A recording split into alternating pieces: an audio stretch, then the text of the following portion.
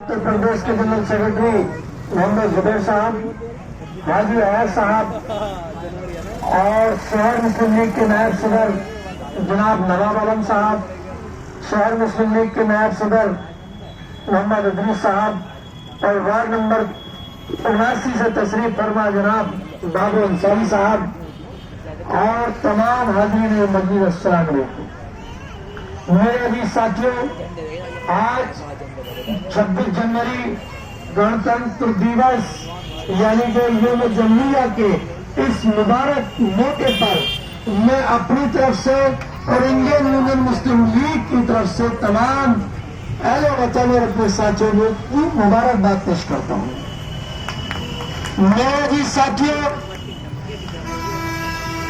इस यौम जमहूरिया स्वतंत्र दिवस जो मनाने का असल हकदार है वो हिंदुस्तान के वो अमन पसंद लोग, वो मुसलमान, वो देशभक्त लोग हैं जिन लोगों ने, जिनके पुरखों ने, जिनके बुजुर्गों ने देश की आजादी के लिए अपने आप को, अपने बच्चों को निछावर किया और देश को आजाद कराने के लिए कुर्बानियां दी। बहादुर शाह जफर जो हिंदुस्तान के बादशाह थे, टीपू सुल्तान रहमतुल्लाह अलैह, नवाब सिराजुद्दौला, अशफाकुल्लाह खान, भगत सिंह और न जाने कितने लोग, जिन लोगों ने अपनी जानों की कुर्बानी देकर और हिंदुस्तान की आजादी की लड़ाई लड़ी और आज हम आजाद हिंदुस्तान के अंदर सांस ले रहे हैं। आज मुल्क हमारा है, संविधान भी हमारा है और इस संविधान के अंदर कौन क्या खाएगा, कौन क्या पिएगा, मजहबी अख्तियारात सभी धर्मों के पास है, इसे आजादी कहते हैं। मेरे भी साथियों, जिन लोगों को आजादी के ये त्योहार मनाने का भी हक नहीं है वो आज हुकूमत में बैठे हैं। वीर सावरकर जो लिख करके आते हैं, खत लिखते हैं अंग्रेजी हुकूमत को कि मैं हिंदुस्तान की आजादी नहीं चाहता और हमेशा आपका वफादार बनकर रहूंगा।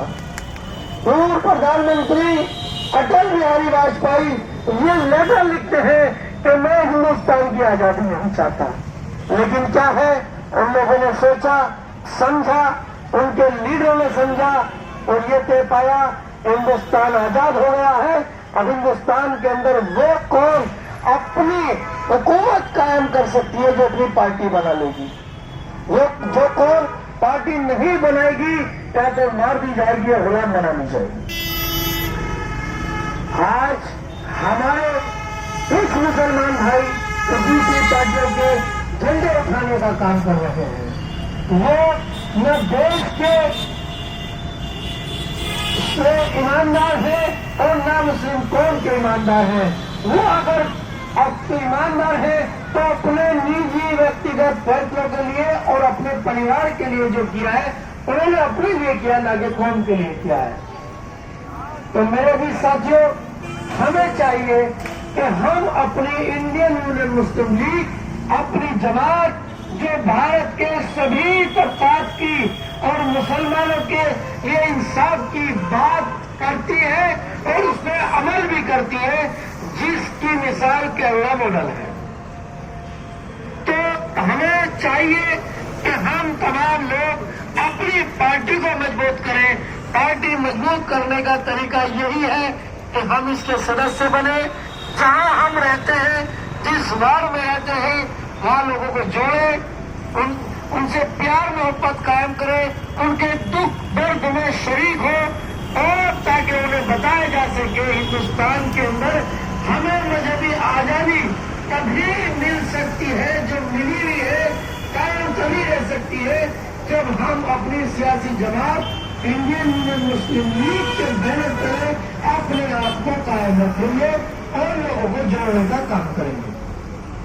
इसीलिए एक जुमला चला हुआ है जिस जुमले ने भारत के मुसलमानों को बर्बाद कर दिया है। उसके लिए मैं आपको बता देना चाहता हूं, जो लोग दूसरी पार्टियों के अंदर है, मुसलमानों को बेचने का काम कर रहे हैं, जब मुसलमानों की हिमायत की बात आती है तो वो कहते हैं कि हिंदुस्तान का मुसलमान कभी एक प्लेटफॉर्म पर नहीं आ सकता, एक पार्टी के अंदर नहीं आ सकता, इसलिए इससे मुस्लिम लीग को कायम करने का कोई फायदा नहीं है। लेकिन मेरा सवाल है मेरे जिस साथियों, एक वार्ड लेवल से बात करना चाहता हूँ। अभी एक समाजवादी पार्टी के पार्षद से मेरी बात हुई थी, वहाँ एक पंचों का माहौल था, वहाँ उन्होंने ये बात कही थी कि नेता जी बात तो ठीक है लेकिन मुसलमान एक प्लेटफॉर्म तो आ ही नहीं सकता। मैंने उनसे कहा साहब आप कौन से वार्ड से ताल्लुक रखते हैं? कि फला वार्ड से ताल्लुक रखता हूँ। आप पार्षद है? हाँ जी मैं पार्षद हूँ। भाई वार्ड में कितनी वोट है? मैंने कि 12,000 वोट है।